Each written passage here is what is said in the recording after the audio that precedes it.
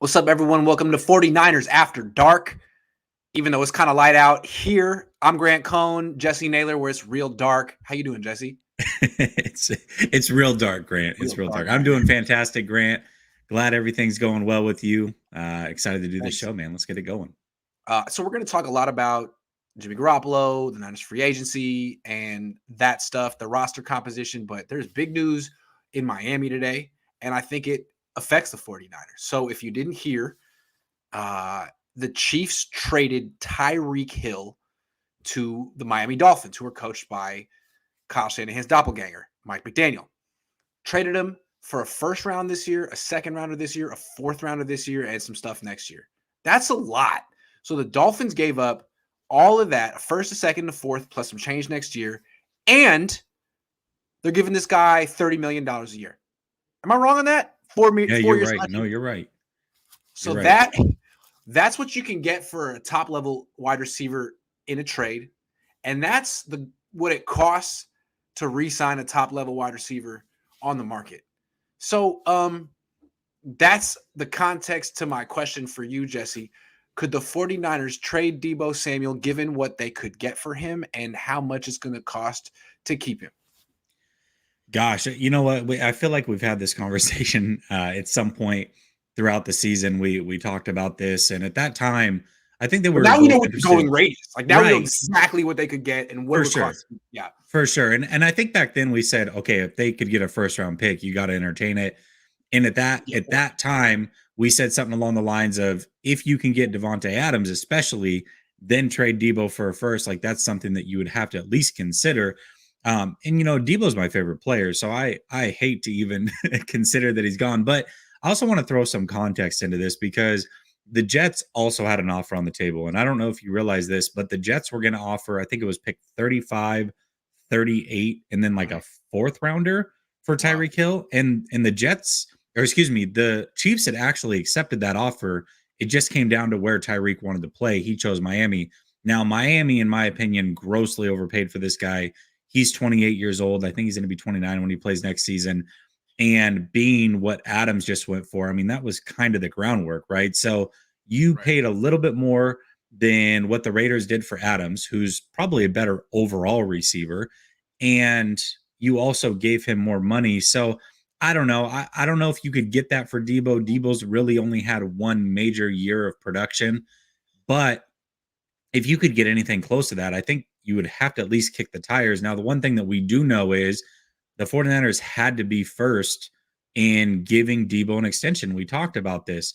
There's guys like Brown that are going to be coming up, DK, Cup. We knew Adams, Hopkins. We did not expect necessarily Tyreek Hill, but these are the types of guys that are going to be getting deals. And if you weren't first to the market, well, then you're watching Deebo's price go up. It seems like every second of every day. And I thought come in, overpay Deebo, spend about 25 million a year over the course of 5 years, maybe 80 million guaranteed. That would get it done. Now I'm not so sure, and I think it's becoming a major issue. Again, you have to have Deebo's agent willing to play ball and Deebo willing to play ball to get that done. But I think if they came in super aggressive, said, listen, we're going to give you 5 years, 125 million, 80 million guaranteed. I don't know if Deebo's able to turn that down at his age with 1 year of production. Now he's definitely going to turn 80 that down. million guaranteed. Yeah, that'll probably get it done. Well, say it Yeah. again. How much is it going to So cost? so I said if they came in early with Deebo, said we're going to give you 25 annually. So 5 year, 125, 80 million guaranteed, right? Okay. I thought that could get the deal done. Now I'm not so sure, Grant. After watching some of these other guys get paid, Christian Kirk got 18 million a year. Who's Christian Kirk? What has he done in this league? So Deebo, I mean, golly, man, it's 27, 28 annually minimum. I don't know, man. Maybe 30. I mean, I could the Niners trade Deebo Samuel? Yeah, they could. I just don't think they will, though. I mean, they drafted and developed him. It seems like even if Parag Marate were to draw a hard line, which he's done, he did it on Trent Williams. He was going to say no to Trent Williams, and Kyle Shanahan called Parag and said, get it done, make it work. Mhm. He might do that with Deebo. I mean, Deebo's the heart and soul of the team. There may be instructions from the very top from Jed and John and Denise saying, make it work. So I don't really see the Niners trading Deebo this offseason. I think they might have thought about it last year, but he's too important. He's by far the best player in the team. And if you were to get rid of him, I mean, what would the team look like? So I don't really see it happening, although, wow, they could get a lot for him. They could get a first, a second, a fourth. They could get a lot for him. But keeping him is going to be really freaking expensive, man. I don't see how they pay him. I mean, why would he take any less than $30 million a year? If the Niners don't offer him that, I mean, it seems like it's going to be really expensive, and the Niners aren't going to really want to antagonize him. I don't think they're going to want to do the Le'Veon Bell thing. I think they want him on the field day one of training camp, and they're going to give him – I bet you it's going to look like – my guess is it's going to be 5-6 years, and it's going to make him the highest paid wide receiver in the league, but he'd probably have a little less guaranteed money than Tyreek Hill. But he's going to be able to say he's the highest paid. It's going to be very big, very lucrative. And the Niners, maybe that's why they're not signing freaking anyone in free agency, because they're like, damn, dude, you have no idea how expensive Deebo is going to be. And Deebo isn't going to be as expensive as Bosa. No, not at all. And the other thing is that, again, Deebo's older. Deebo's already 26. This is not a younger wide receiver. No. So you've got a guy that's older, probably only going to get one real payday in his career. Mm-hmm. And I think worst case scenario is playing out. Maybe he's betting on himself. I thought that this would happen with Bosa, that Bosa would wait a year, being how that family operates, that they would wait a year, knowing that salary cap is going way up next year. That would be the route that the Bosa family would take, bet on themselves, make more money. What if Deebo does that? And then A.J. Brown, DK, Kupp, all these guys come in. I mean, that $30 million might be $32 million by the time he goes to sign next offseason if they don't get it done this offseason. So they really have got to me, they've got to put a rush on this. They should have put a rush on this to begin the offseason. That should have been number one priority along with trading Jimmy, and they just haven't done either. Because, like, even franchise tagging him would be really expensive now. I mean, the going rate for top wide receivers is high. The one thing they could do, though, is if they get in a game of chicken with Deebo Samuel and Deebo wants to take it, doesn't want to sign an extension, wants to take it another season, the Niners could literally turn him into a running back. Like, all right, you want to do that? Well, now you're running back. And now when we get to free agency, we're going to tag you as a running back, and we're going to win. I mean, they could do that. It probably won't come down to that. I think the Niners – it seems like Kyle doesn't want to antagonize his. Kyle likes being liked. He's not as popular as Jimmy, but he's popular, and he likes being liked. He doesn't want to be called Coach Shanahan. He's Kyle, and he comes through for his guys. I think Deebo's one of his guys. He came through for Trent Williams, George Kittle. I think he's going to come through for Deebo. I think he's too important. I don't think they're going to trade him. I think Deebo's going to get $30 million a year or more. He'll get paid handsomely, and I agree. Deebo should be one of his guys. I mean, look at somebody had posed the question earlier on Twitter and tagged us both and said, "Who would you rather have, DK or Deebo?" Deebo, no question. Deebo's more versatile, and he is the consummate team player. Talk about a guy that goes out there and gives his all every single down, every single play. Like, he's the antithesis of what DK is or Randy Moss is. These guys will take plays off. Never with Deebo. He's like Terrell Owens. Like, he's going to go out there with a broken ankle and try to gut this out to win a game. He'll do whatever it takes to win. That's before he's getting paid. Imagine what he'll do when he gets paid. You have to try to do everything you can to keep Deebo. You have to. To me, he's Roger Craig. He's Roger Craig with speed, with even faster, because you can actually split him out wide and he can run go routes. But the way they use him, Roger Craig, I think he's going to go for 1,000. I think he's going to be the first Niner since Roger Craig to go for 1,000. It's going to be tight. Yeah. That'd be crazy. Only wide receiver. Yeah. Like Roger Craig. If you go back and watch Roger Craig, that violent high knees. I mean, I think Roger Craig was even taller than Deebo Samuel. Deebo's built like a running back, and he runs like a running back. And I don't know. That's my comparison for him. I don't know if you saw him at the Pro Bowl next to Kamara. Oh my! I mean, he dwarfed Kamara. He was so much bigger and thicker than Kamara was. I'm looking at Kamara going, "Wait, you look like a slot wide receiver. He looks like a running back. Deebo looks and is built like a running back." So yeah, there's a physical difference there for sure.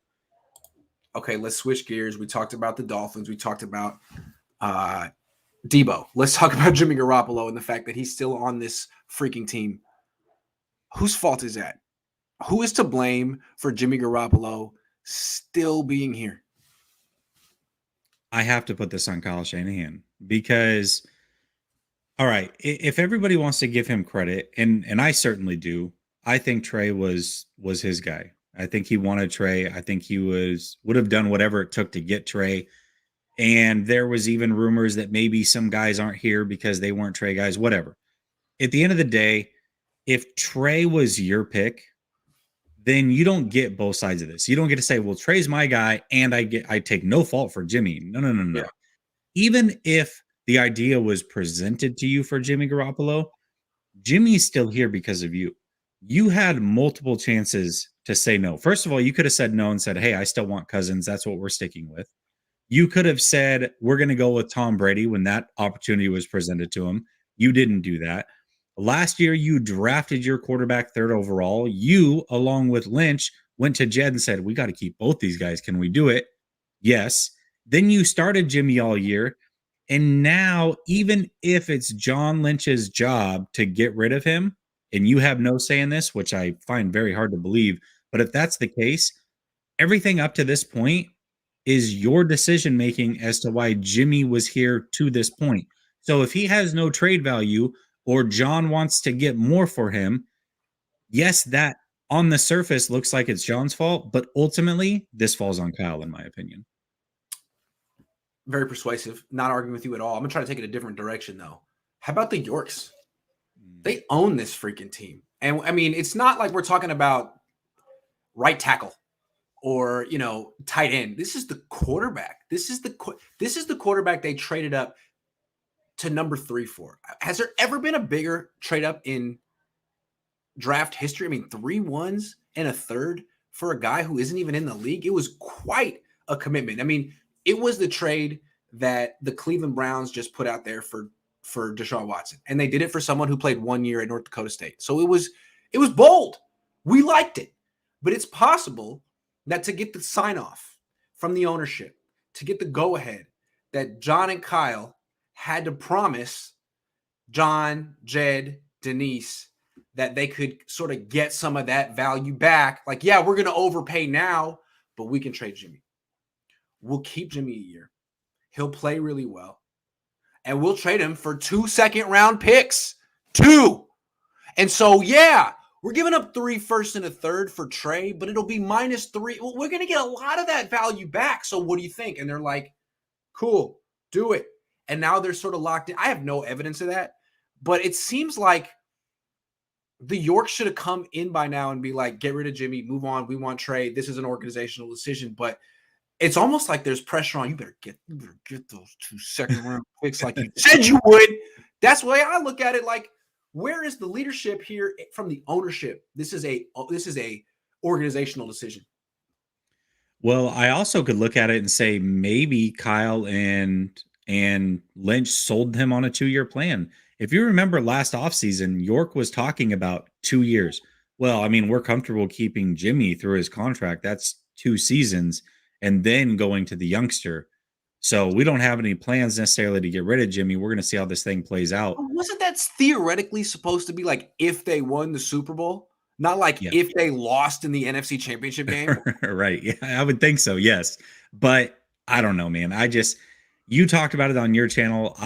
Without knowing that you talked about it, also talked about it on my channel. This whole quarterback decision making since they've gotten here has been an absolute disaster. For as good as this roster is, for as competitive as it is, I liken it to a choose your own adventure book when you're a kid.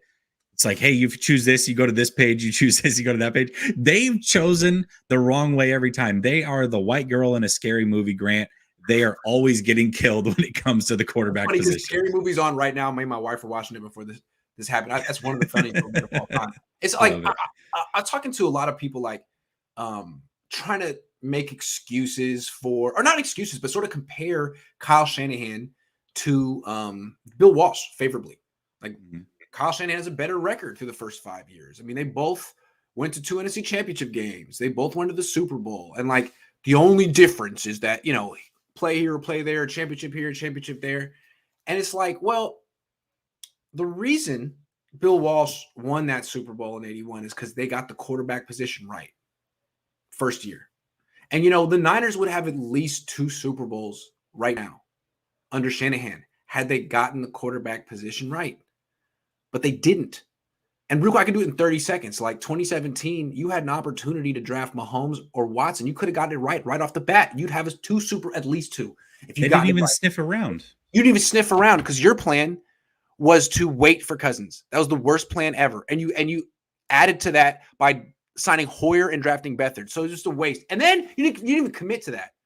You start 0-8, like freaking wow, surprise. You have Hoyer and Beathard are your quarterbacks. Yeah, you're going to go 0-8. And then you pivot to trading a second for Jimmy Garoppolo and his 2 career starts and a shoulder injury. And then after 5 wins, you make him the highest paid player in the league. And then he gets hurt. And then you realize he's not that good. And then you could get Tom Brady. You don't trade him for a first round pick. And then you could trade him and get Matthew Stafford. You don't do that. You trade more for Lance, but then you have no confidence in Lance. And you keep Jimmy Garoppolo. And then you could trade him probably for that 3rd round pick in Indianapolis, but you don't do that. And then they get Matt Ryan, and you keep Jimmy Garoppolo, and you're still scared to play Trey Lance? Are you kidding me? That's the difference between you and Bill Walsh. That's why they're champions and you're not. And I don't want to freaking hear how the Niners are pretty close or there's some similarities. Like there are champions and there are non-champions, and these people are non-champions, and don't ever compare non-champions to champions in life. Ever. That's how I feel. It's disrespectful.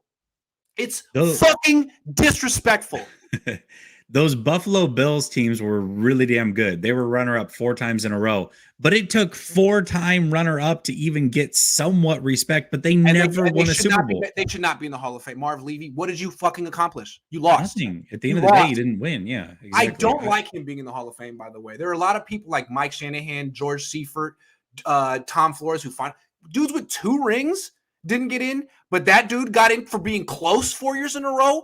Who the fuck cares about being close? That's not what professional sports are about. I'm getting excited. I'm getting excited. But that's how I feel. Close? Nah. Not in this organization. Don't do this. Yeah, but even worse, Grant, the guys that you passed on 2 years in a row won Super Bowls back to back. Like you had a chance at Tom Brady, he goes and wins the Super Bowl. Then you have a chance at Stafford, he goes and wins the Super Bowl. Meanwhile, you're fumbling around with Jimmy G 2 years too long, and now you might do it a 30. I don't know, man. This whole thing is so bizarre to me. It makes no sense. Murphy says, I can't believe we traded 3 firsts for a quarterback that can't beat out another quarterback that no other team wants. How dumb are these guys? Here's the thing. We don't know that that's the case, but that's the perception the 49ers are creating, whether they know it or not. Yep. That's the fucking perception you're creating. Do you care? Change the perception. Say that Trey Lance is your starter and you believe in him. Do something. Because, dude, you saw that Ray Ray McLeod press conference? Excuse me. Yeah. Matt Mayock was like, so did they tell you who the quarterback is? Great question. Ray was like, dude, I just got here, man. I'm trying to buy a house. Like, they don't even know who the quarterback is. Are you kidding me? Last year, everyone knew the quarterback was Jimmy Garoppolo. They said that. Yeah. This year, they're like,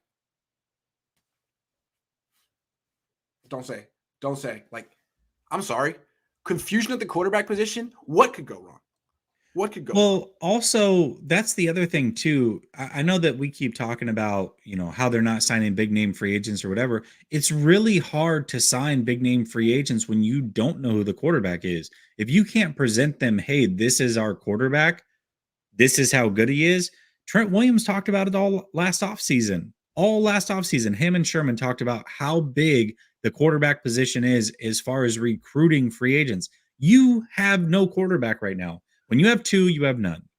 Exactly. And like last year when they went through free agency, they hadn't even made the trade yet. They made the trade on March 26th.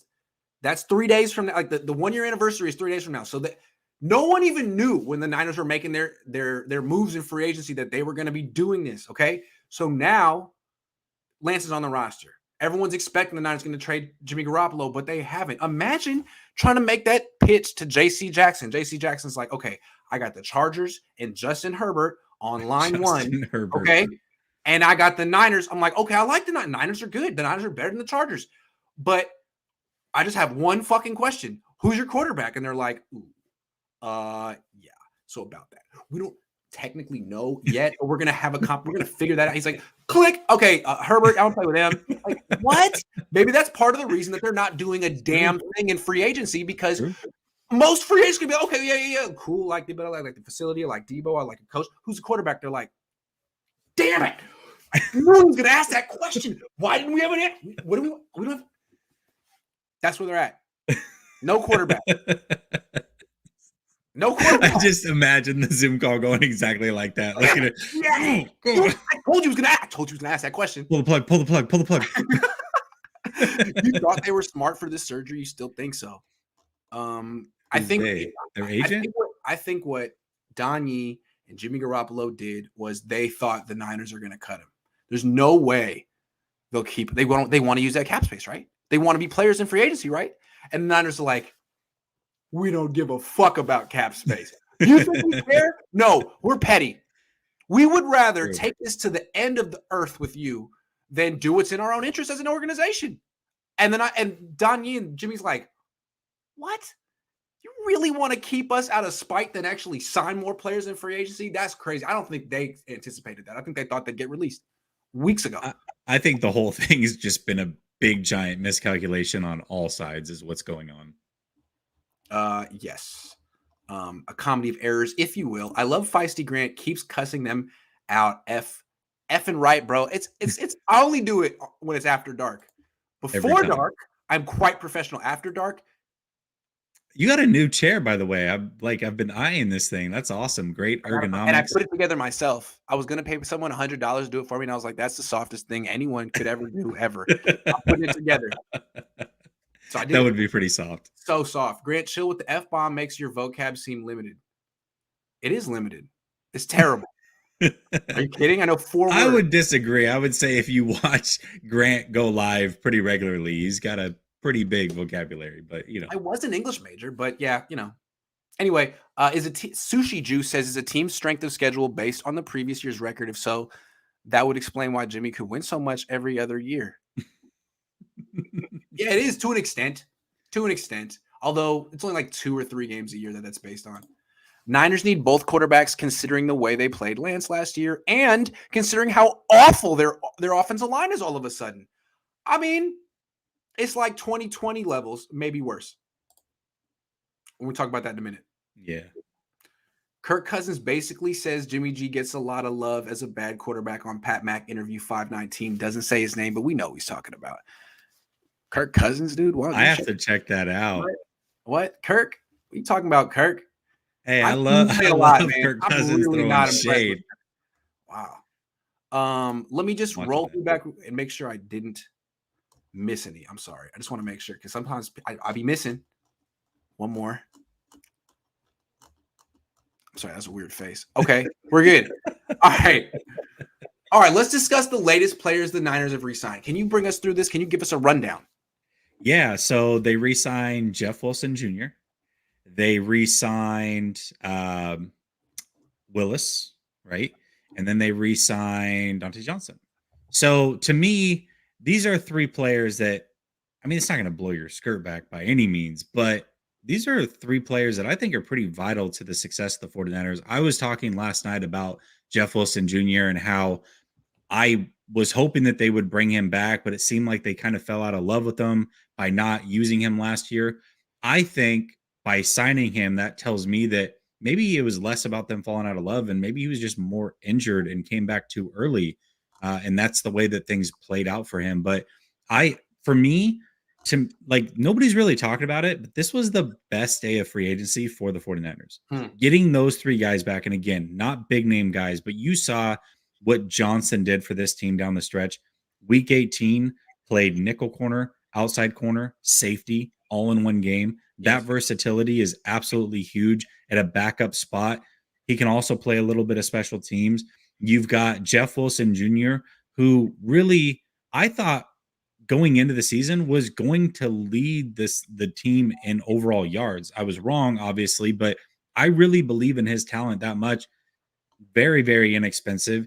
And the fact that they're going to lose Key and they've lost some other, big pieces along the line, I think bringing back Willis is a big deal. This is a guy that showed some flashes got suspended for PEDs, came back, was in and out of the lineup with injury.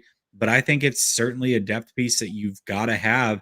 And let's not forget, he was the reason that they beat Green Bay. He was the MVP of that game. That's a huge deal. So I think today, flying under the radar while everybody's still pissed about Jimmy, maybe not signing the big name guys, this was a very key moment in keeping the success of the 49ers and that depth on this team going forward. And I actually like what they did today quite a bit. Well, I mean, Dante Johnson is now their starting nickelback, straight up. They could think it's Emmanuel Mosley or Diamador Lenore, but nah, it's not. It's Dante. Last year, when they were in a pinch and K'Wan Williams couldn't go, it was Dante because he's money in the run game. He's good enough in coverage. Maybe they'll do some type of like timeshare at nickel where like on first and second down, you have Dante, and on third down, you have more of a cover specialist like Diamador. But this guy's going to play. He's always really important for them. One of the most underrated players in the team. I've taken lots of shots. I mean, like snarky little jabs at him. I will never again. Dante, you're important. That's a good signing. The running back, Jeff Wilson Jr., he led the team in touchdowns in 2020. Mm-hmm. He was just hurt most of last year. He came back mid-season without training camp or anything like that. He's a good player. Maybe if they had a quarterback who would throw more than 10 yards down the field and the defense wasn't freaking this compressed, he'd have some space to run. I like it. No reason not to bring him back, especially I'm sure he was cheap. And then who was the last one? Jordan Willis. Yeah, I like Jordan Willis a lot. I think he's the kind of guy that Chris Kasarik could turn into a guy who gets 8 sacks a year. I think he could. Still, though, every time I say that guy's name, I say the opposite every time. I don't know why I say Kasarik, but I said Zendaya earlier today. Everyone's like, it's Zendaya. I'm like, it looks like it rhymes with Maya. But I'm supposed to know that because I'm from Oakland. She's from Oakland. Sorry, Zendaya. I didn't know. My bad. Anyway, Jordan Willis. What? I said my B. Yeah, my bad. Jordan Willis, I like that signing a lot. These are nice moves. I mean, it's nice to bring back these guys, but it seems kind of like the Niners were like, look, we don't really care about you, but we'll give you these very low deals. And if you can get anything better, go for it. And they're like, we couldn't, but we'll try again next year. So, that's the Niners. I like Jeff Wilson Jr. I think these are nice additions that the rest of the league just doesn't really see yet. But what's up with Ross Dwelly yet, though? What's up with Ross Dwelly, though? But Grant, I think legit that's been their plan this whole offseason. I think it was a week, maybe 2 ago when free agency started. This is what I laid out as their plan. It seemed to be that they're willing to let literally every one of their free agents go talk to other teams, come back to them and say, hey, I've got this deal in hand. And the 49ers are going, yeah, we're not going to match that. You can go ahead and go. They are fine letting every single one of them walk. And I got to be honest, I was too. So I understand where they're coming from. I just hope that they would replace some of these guys with some big signings, and that hasn't really happened either. So, we'll see how it plays out. But ultimately, that seems to be their plan with all their free agents. Let them go find something. If you can get a better deal elsewhere, by all means, go there, and we'll figure it out from there. We're not too worried about it. It's just crazy, like guys like K'Wan Williams and Tom Compton left for nothing. Like the Broncos poached them for very little. The Niners are like, sorry, we have $800,000 for you. And yeah, seriously, what's up with Tart? Like I'm sure the same $800,000 offer is on the table for, hey man, if you got nothing, come back. And he's waiting. And it seems like he probably hasn't gotten it yet. And despite all of his advocates in 49ers media, it ain't working apparently. So he might come back. In which case, good. They need him. I don't understand why he's not back already. But maybe they just feel like, dude, you're going to come back on our terms. We'll see.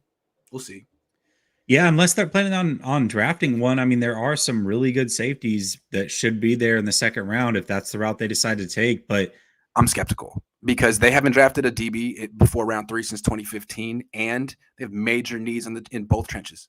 And they're a trench building type of team. So we'll see. But good signings. Nice. A+. This takes my Niners free agency grade from a freaking D to probably an A- because you got Jeff Wilson Jr. back. I mean, who cares? If Dwelly was here to be A+. Who cares if the Niners haven't traded Jimmy Garoppolo and gotten a pick for him and freed up cap space and there's total confusion in the locker room about who the quarterback is? They got Jeff Wilson Jr. So I like that. I like that. If they had Dwelly, would it be an A plus? A plus plus. A plus. But hey, who's to say he's not coming back? And Tart on the same day, it could happen. That Niner guy says since John Lynch and Kyle Shanahan have been here, the Niners have made such a point to control the narrative. It is very frustrating. F narrative, win games. Hope they back Trey behind the scenes. We'll see, right? I feel like Jed is all about controlling the narrative. He's very into that, and he's got a lot of the journalists and fans seeing things from his perspective. I had people explaining to me all day how Eddie wasn't that much better than Jed, and that Eddie's success was a product of no salary cap, and that it's like, dude, what has Jed done to you, man? How brainwashed are you? It's crazy. I'm like, I don't want to argue and get mad with people like that on Twitter because I honestly feel bad. Literally, it's like, wow, man, this is an abusive relationship. Look what they've done to you. Look what they've done to you. It is true though. You do hear that a lot. Like, oh well, it's non-salary cap era. Like, is it really that impressive? Like, oh, dude, he won a Super Bowl in the salary cap era, Eddie. The first year of it. You tell me he wouldn't have figured it out if he'd gotten more than 6 or 7 years. Like, the Yorks have had 21 years, and as good as they are maneuvering the cap, like it's so freaking hard. No Super Bowls, but they've come close. Yeah. Any thoughts on the recent Javon Kinlaw interview? Says Jeffrey. Oh, there was a recent. I haven't watched it. I think he went on with Brad Graham on his channel. Oh, nice. I haven't seen it. That's what's up. Javon Kinlaw is hella funny. I got to see that. I don't know. See, to me, like, what was cool about having Jimmy Ward is he's 30. He's had standing. Like, there's nothing insecure about Jimmy Ward. But Javon Kinlaw, it's like, how do you not ask him? Like, so you haven't done anything in the NFL. Like, I mean, with Jimmy Ward, is more like, well, you proved us all wrong. You got your big contract. Like, life is good. And he could just kind of sit there being like, you doubted me, didn't you, motherfucker? Like, oh, sorry. But with Kinlaw, it's like, how's your knee? Yeah. How's your knee, yeah? How's your knee? Is it good? The thing about Kinlaw is, as a person, how can you not root for this guy? I mean, this is a guy that was living in his car. You know what I mean? Like, this is, that's, you root for somebody like this. This is a story you root for, but it's hard not to look past 0 training camps, hasn't shown much of anything, couple little flashes, and a major knee injury for a big guy. I'm rooting for you, Javon, but I don't trust it. I don't. Kless says, all I know is if Jimmy is a starter week 1, it will be easy season for me because I won't be watching again. You guys rule. Keep up the F-bombs. Just come here for the post-game shows so that, you can still show love to Grant and laugh with them. Is it possible what the Niners will do is they'll cut Jimmy right before the season, and they'll be like, look, we tried. Jimmy kind of messed everything up with his surgery. Not saying he meant to, but it's just kind of how it went. We did the best we could, but we need to cut him now because we have to clear this cap space for $30 million a year for Deebo and $35 million a year for Bosa. Sorry. I mean, they could spin it that way. Like, we tried. It wasn't really our fault. Now we have to cut him. I mean, they could do that. I don't think that the 49ers are this type of organization, but I kind of want them to have a little bit of sass in them. I think it would be hilarious to cut Jimmy right before the season and be like, good luck, go find a backup job somewhere else. Guess what? You passed a physical. You don't get the $7.5 million. Go play backup for the Patriots. You seem to love them an awful lot. I think that would be fantastic. I don't think they'll do it, but I would love it. I kind of like that too. Ricky says 9 Lives returning the best offseason move ever. Yeah, man, Jimmy 9 Lives. That's a good name for him. Jimmy 2 picks, Jimmy 9 Lives. It's Jimmy 10 Lives, man. This guy's insane. He gets extra lives. Dr. Robert Anthony Jr. says AFC loaded with quarterbacks, wide receivers, edges. Keep them over there. They're loaded with contenders. There's a lot of teams going all in the AFC, and there's going to be some disappointment, let me tell you. 49ers daddy says Lance is the NFL's best kept secret. Even the Niners don't know the truth yet. I like that. That's true. That is good. That's good. That's true. All right, moving on. Let's list the 49ers off-season blunders thus far. And keep in mind, we're going to talk about their wins too. We're going to be balanced, but we're going to start off with the blunders. Okay, so number 1, I'm going to go with the Deebo extension. To me, you're probably going to talk about the Jimmy thing, or it will come up at some point. I think this Deebo thing is Yeah, Jimmy Ward. Jimmy They Buffett? haven't re-signed him. They Oh, haven't my bad. re-signed Jimmy Ward. Yeah, remember that's Jimmy a Buffett. blunder. Okay. But Deebo to me, not going hard in the paint, trying to re-sign this guy immediately was a big mistake. And it's starting to show. And again, if he wants to bet on himself and waits till next offseason, I don't know. I don't know how you continue to afford all these guys. It's going to get tight at some point. I don't care how much the salary cap goes up. That right there was the biggest mistake because ultimately this is a long-term guy within this franchise. He is kind of the tone setter when it comes to this offense, regardless of who the quarterback is. And he is the consummate pro. Like he's the guy. Like if this was a college, if the 49ers were a college, Deebo would be running all the recruiting trips. Mhm. He's the guy. Hey, emulate Deebo Samuel. That's what you Yeah. want to be. Yeah. He's that guy for this franchise. But the fact that they didn't lock him up early, overpay him early so that they could save late, I think is a huge blunder for this team to this point. And again, the longer this plays out, the worse it is for the 49ers, the better it gets for Deebo, who deserves every single solitary cent that he gets paid. Okay, I think that's a great one, and I'm going to go the obvious route, like not trading Jimmy Garoppolo. They're trying to spin it like, oh, we never could have, and they didn't say it, but there's been reporters nationally, locally, who've been like, I don't think there ever were offers. That's not what people were saying a week before free agency. A week before free agency, everyone was saying Indianapolis is a natural fit. They're probably interested. The Niners are just holding out for more because the Niners have the leverage. And then, so to me, Indianapolis ends up waiting, which is smart. And then they send a third-round pick for Matt Ryan, who's better than Jimmy Garoppolo. I'm guessing the Niners probably could have got that third-round pick. But they were like, no, we want 2 seconds. That's a blunder. They should have had that third-round pick. Pick 82. Now it's in Atlanta, and the Colts have a better quarterback. I think I can't prove it, but I think they could have had that third-round pick. They should have had that third-round pick. So that would be another pick they would have, a 10th pick, and they would have had the cap space.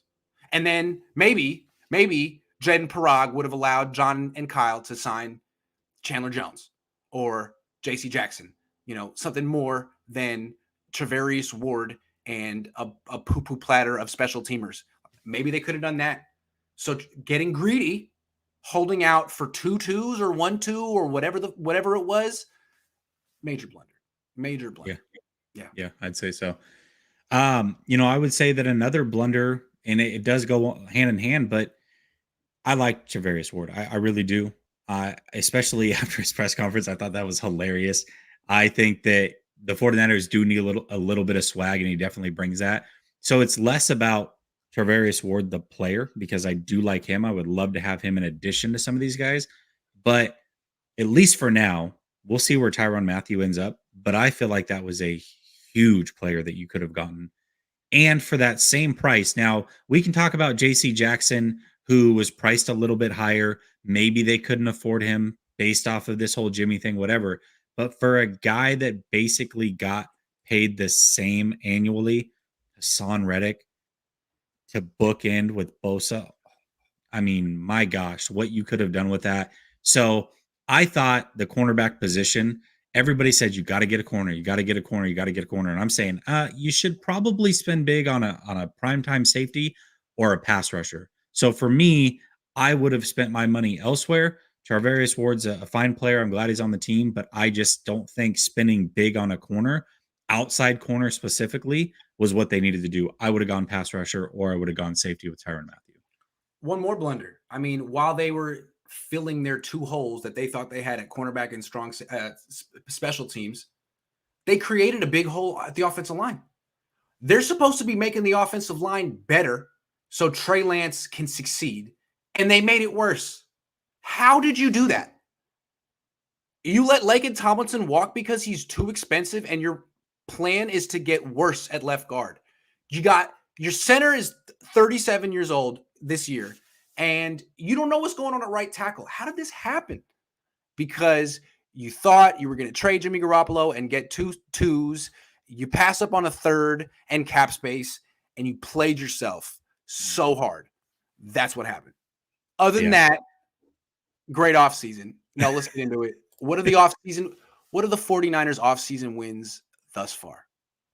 Well, I would say that, and you talked about it, shoring up the special teams. Again, this is a unit. There's 3 units, and the 49ers, bless them, got very lucky that they faced a worse special teams unit than themselves in the Green Bay Packers, and that is the reason they won that game, because they could not score any points otherwise. So getting better on a unit that does play a big factor in whether you win or lose games every single year, at the very least, like, this should be a positive unit. And so for me, I think shoring up special teams, going out and getting 3 guys that are going to be mainly special teamers, also depth pieces, I think that is absolutely huge. And I think it will pay dividends, and we will see a game or 2 swing their way because their special teams unit is that much improved.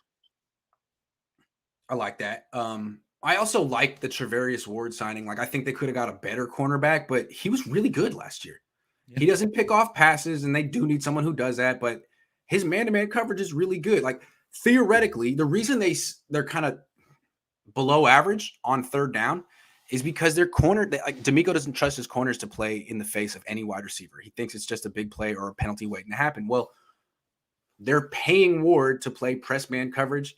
And so instead of just giving up the comeback route on 3rd and 15 or 7 or whenever, he's going to deny it and make you go somewhere else theoretically. So I like that. I mean, unless he's not, he was not good in 2020 though. 11 penalties, a 103 quarterback rating allowed. 2021, he was much better, but they played more like zone coverage and cover 2 and stuff. So I'm a little concerned about Trevarius Ward. He hasn't been the most consistent player. He still just got paid. But I think it's better than Diamador Lenore, better than Josh Norman. I was going to say Josh Norman. Yeah, exactly. Right? So yeah. I like that. Those are wins, I guess. Some people would say not overpaying for Lake and Tomlinson, but like, I don't know, man. Downgrading on your offensive line is not a win to me. Are there any other wins? Like hiring Anthony Lynn is a win. Oh, for sure. Yeah, the coaching staff's a huge win. But I was going to say that they didn't pay their own free agents, right? Like Mostert got away. $3.5 million for Mostert, I think, is too much. Lake and Tomlinson, just by looking at the landscape, anybody that was doing their math on this and breaking it down knew it was between 12 and 14 million annually. That's what he was going to get offered. The 49ers weren't going to pay that. And DJ Jones got $10 million. I mean, I love DJ Jones. I like him a lot, but he played 49% of the snaps. You cannot pay a guy like that $10 million. K1, let him walk. Arden Key's probably going to go or has gone out, whatever. But to me, like, not panic paying certain guys, I think is smart overall for long-term success. Obviously, you want to keep the team together, but you can't have all these high-end players that they do and then also have a bunch of like mediocre guys getting overpaid. You just can't work that in the book. So for me, I am actually okay letting the guys walk that they let walk. But to your point, did leave some glaring holes. How did they figure that out? We'll talk about that. But yeah. David says they'll cut Jimmy like the pass cut Newton before week 1. Think so? That's what they should have done last year, though. That's what they should have done, because they could have $50 million to play with right now, Grant. If they had just rolled that money over, it would have been doubled. So maybe they're smart enough to do that this offseason, cut them, keep that money in their pocket, roll over an extra 50 for next year. Yes, I would love that. I cannot trust it based off of every other poor decision they've made in this choose your own adventure book. I cannot trust it. My twin sisters are Niner fans, and they stopped watching the games because Jimmy was playing. They say his play is an eyesore. Thank you, M. Niner. I mean, I've had enough. I've seen a lot of Jimmy. It looks the same every week. It's like watching the same episode of Friends over and over and over again. It's like, I've had enough. Please. Can I tell you, I'm just going to tell you a quick funny story. So my 7-year-old is just now starting to really get into football. Yeah. And so he plays flag football and he's just starting to learn the NFL a little bit. But he started playing Madden recently. And so he's like, well, you're a 49er fan. Let me play with Deebo Samuel. So he's playing with Deebo Samuel and the 49ers. He gets about 3 games into playing. He goes, this quarterback, Jimmy Garoppolo, he's like, he's not very good. And I said, Yeah, he's not the best. He goes, I'm going to try some other teams. So he plays with the kid's a freaking Ravens fan now because of Lamar Jackson. 7 years old, has a Lamar Jackson jersey because Jimmy Garoppolo, as he calls him, was not a very good quarterback. So there we go. He's wise beyond his years. Neil says Niners should go all in now. NFC week right now. I agree. Now they could have. Yes. Not that many teams have cap space now. You could have cap space now. You could be picking players that you want with no competition. Next year, the cap's going to go up. Everyone's going to have cap space, and you're going to be that team in Silicon Valley where no one wants to play and no one wants to live because it's hell of expensive. I'm just saying, yes, Neil. Yes. Because all the teams that are going all in are in the AFC. You can avoid that. You only have to play them once in the Super Bowl. You can get through the NFC right now. But yeah, it's a mistake. Michael says he's tired of the Jimmy content. We get some new content. Where's a player interview? Come on, Grant. Heck, I will take a Dwelly or Mullins interview over here, and you ran about Jimmy. For you, Michael, I will do a player interview. All right? I bet you. Bet is coming. All right? For you. How about Edmonds and Barnett on the D? Dude, they're done. Are you kidding me? You really think they're going to sign they're done. They don't have any cap space. They don't. They can free up about $6 million by extending Ward, but how are you going to go get it? Though I don't know. You want to extend a 30-year-old DB? Hey, be my guest. Go for it. I like Jimmy Ward. Keep him on the team. Keep him coming on the show. Jimmy, he's the best Jimmy. Been the best Jimmy on the Niners for years by far. All right, last topic, and this is serious. Why the Niners need to load up on offensive linemen ASAP. It's interesting. Not only are they not loading up on offensive linemen, they've signed none. And they've lost Tom Compton, who played a lot of games last year, and Laken Tomlinson, who never missed time. So, okay, in a vacuum, Niner fans are like, I don't care, whatever. Let me just point out what other teams with year 2 quarterbacks are doing. There's 5 that went last year in round 1. So you got the Jaguars, Trevor Lawrence. This offseason, they signed Brandon Scherf. They didn't mess around. They got the best guard available, like way better than Laken Tomlinson. Super expensive. They also have the number 1 pick in the draft. I think most people expect them to take a tackle. Yep. Okay, so that's a pretty big investment in their offensive line, obviously, to help Trevor Lawrence. Zach Wilson. They signed Laken Tomlinson. Yeah, it's a lot of money, but they're not spending anything on quarterback spot, and they need to help Zach Wilson. They also have the 4th pick in the draft. I think a lot of people expect them to take an offensive lineman. So that's how they're approaching that spot. Chicago, poverty franchise. They signed Lucas Patrick, a guard/center from the Packers, and they don't have a first-round pick, but they tried. They signed someone. New England, they also invested in line last year after Fields. They did invest in line in the draft. So correct. New England, Mac Jones, they have one of the top offensive lines in the league. And the Niners, they let Laken Tomlinson go. They have terrible guards. They have a 36-year-old center who still hasn't committed to playing this season. He's leaning towards it, according to John Lynch. And they lost Tom Compton. They have Aaron Banks, who had a 4th-round grade last year. They drafted in the 2nd round, played like he wasn't even worth the 4th-round grade in training camp in preseason. They could have had Creed Humphreys last year, but they took Aaron Banks instead of him. Creed Humphreys was a PFF All-Pro, one of the best rookies in the league. The year before, they could have had Tristan Wirfs, but they traded down to take Javon Kinlaw. What are they doing on the offensive line? They don't have a freaking clue. And they need to turn this around real quick because pass protection isn't even a strength of theirs anyway when healthy. But they have this fantasy that they can just get through seasons running 60% of the time, running 40 times a game. They have a very difficult schedule this year. They're going to get up against really good teams with really good offenses, and they're probably going to have to throw more than they would like to. Well, that means pass protection is important. And, Jimmy got hurt 3 times last year. Trey got hurt twice. The year before that, they finished their season on their 3rd-string quarterback. This is a problem, and it can ruin a freaking season. See 2020. That's my well, go back even 1 year prior with the quarterbacks. Look at what Cincinnati's doing with Burrow. They loaded up on offensive linemen. They just got Lyle Collins. They got somebody else. You've got Miami just signed Armstead. That's a huge get. And Herbert, they not only drafted an offensive lineman to start last year's draft in Slater, but they also got my guy, Lindsley, who I really wanted on the 49ers. So all of these teams are doing it because they saw the issues with Andrew Luck. I mean, Andrew Luck's career ended way too early because they wouldn't protect the guy. You Mhm. cannot, This whether is it's serious, Jimmy, Jesse. No one's yes, talking about this. no, This is no, you're really not. serious. Yep. It's not And just that it, it could ruin a season, it could ruin a quarterback. It could ruin your franchise. for Big sure, deal. for sure. Now, I will say this. Do we expect a lot from Banks? No, I think it's hard to do so, but they did try to invest in somebody. It just might have been the wrong guy. Certainly.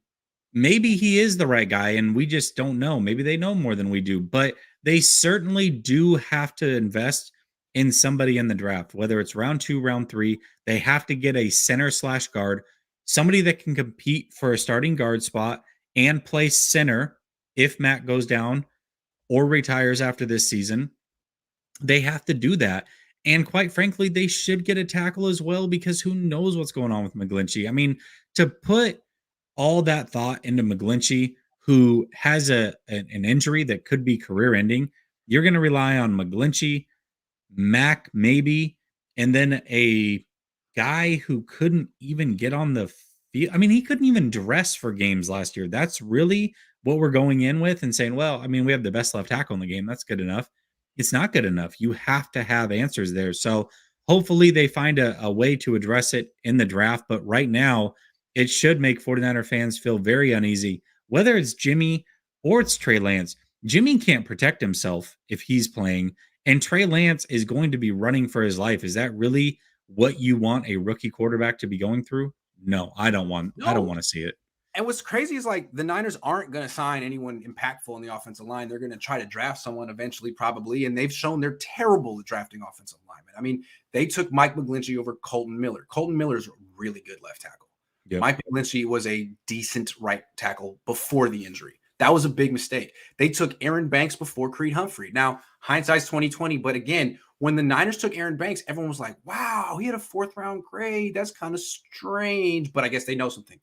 I mean, most people had Creed Humphrey ranked higher than Aaron Banks. They got that wrong.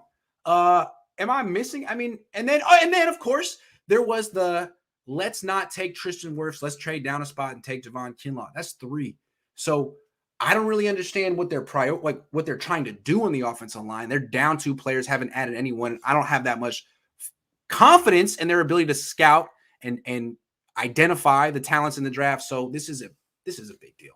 This is how is Trey Lance going to? How is either quarterback going to succeed this year if this is what the offensive line is going to be week 1? If Nate Sudfeld's your backup, don't feel good about that. With Trey Lance possibly getting injured because they can't protect him. Yeah, that's a big deal. It is Not a guarantee that this team's going to make the playoffs. This was a 3-5 team that got hot and has gotten worse since the offseason ended. And if this offensive line is a big problem, then it's going to have a trickle-down effect on the whole offense, particularly the quarterback, and you could have a 2020 season. I'm not saying they're going to miss the playoffs, but when they do, it's because of injuries. And this is an injury waiting to happen for the quarterback. So I don't know, John, you might want to think about this. The offensive line, it's important. It protects the quarterback. The quarterback throws the football. Here's the thing. The customer. I feel like the 49ers going to the NFC Championship has given every fan a little bit of false sense of security. This team was one half of football away from not even making the playoffs. Yep. This team did start 3-5. This team was not looking good for big periods of time. Now they got hot at the right time. They made the playoffs, whatever. I mean, it was a great run. But this whole thing could be very, very different if one half of football just goes a little bit different. Like that's how close it was to the 49ers coming down to the final week, the final half, the final plays to make the playoffs to ultimately make that run. They are not that far away from just being completely out of it. It's true. Sean says, since Jimmy waited for his surgery, I want Jed to pull a Godfather move, offer Jimmy's least desirable team a 7th-round pick to take him off our hands. You were mentioning a Godfather move. Just wait until like right before cut down day, cut him at the end and be like, all right, well, you're not going to be showing us up this year. Go back up someone and we'll be we don't have to worry about you having a better record than Trey this year. Yeah, that's what I would do. Rodman says, I don't like the idea of overpaying Deebo. I feel like Ayuk is going to have a breakout season with Trey. What if Deebo is another Kittle after contract? That's a fair point. I mean, look what happened to Kittle. He hasn't really had hasn't had a complete season since he signed that contract. They're very similar. Deebo's injuries are non-contact. Scary. That being said, you have to sign him. I think you have to, although you can get so much for him. But what are you going to get? What are you going to spend on it? I mean, it's a tough one, man. It's tough. Do you really want to spend $30 million a year on a guy who pulls his groin every year, pulls his hamstring every year? I guess, yeah. I guess so. I think even if you could trade him eventually. Like the thing with Kittle, the reason I feel like is a bigger deal with Kittle is Kittle's almost 30. Deebo's still 26. I think even if he has a year where he misses 4 or 5 games, he's still valuable. I agree with that. It's a lot of money. It's a lot of money to be shelling out. Damn lot of money. Yeah. Michael says the Niners have a great drafting record just in the later rounds. I feel like they lean more on their scouts for the later picks and Kyle and John in rounds 1 through 3. I agree with that, actually. Yeah, absolutely. I've mentioned this to Grant, but I like both Donovan West and Luke Fortner. Solid centers that can play both guard spots. Good. I haven't looked at much in the offensive line, but I'll take your word for it. Obi-Wan Razaki says, should have packaged Kittle and Jimmy for picks weeks ago. Could have built a solid O-line, signed multiple top free agents. God, I miss Eddie D. He liked my idea. I don't think you could put Kittle and Jimmy in the same trade because that's a lot of money going out, but you could have traded them different places. That would have been really bold and fun. Murphy says, trade looked like running for his life last year. Can't imagine him with an even worse O-line. Takes forever to get the ball out, too. It will be bad. I don't know. It seems like every other team with a young quarterback is making it their business to surround him with a really good offensive line. The Niners are like, he'll take care of himself. He's mobile. He's fine. Mobile, no problem. Yeah. Anyway, so a lot of hand wringing in Ninerville these days. A lot of pearl clutching. They bring it on themselves. They build up your expectations. They kick the tires, and they sign one cornerback and focus on special teams and say, wait, we're not done, but we're not going to do anything for a while. And you're just like, this episode sucks. Can we get to the next episode, please? But it's like 7 hours. But that's how I feel. Yeah, I agree, man. I agree. And you had a comment that said, I wish we could stop talking about Jimmy. I think we all wish we could stop talking about Jimmy. 49ers, let us stop talking about Jimmy, please. Can you? Please. We would love it. Can you name a starting quarterback, please? Yeah, please. Just one. So that your next free agent doesn't have to be like, what do I say? Can I answer this question? You didn't prepare me for this.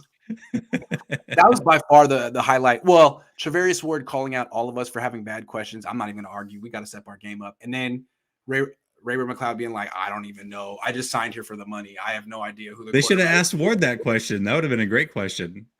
Hella funny. Anyway, that's the end of 49ers After Dark. Even though it's still light out, that kills me. Oh, well, what are you going to do? What are you going to do? It's after dark here. It's after dark. In fact, it's 10 o'clock here on the East Coast. Come to the after party. Last Second Sports. Call in.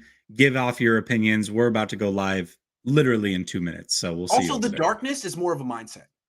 It is. It's more of a way of life. Yeah. Thanks for watching, everyone. I'll be back tomorrow morning with Eric Crocker.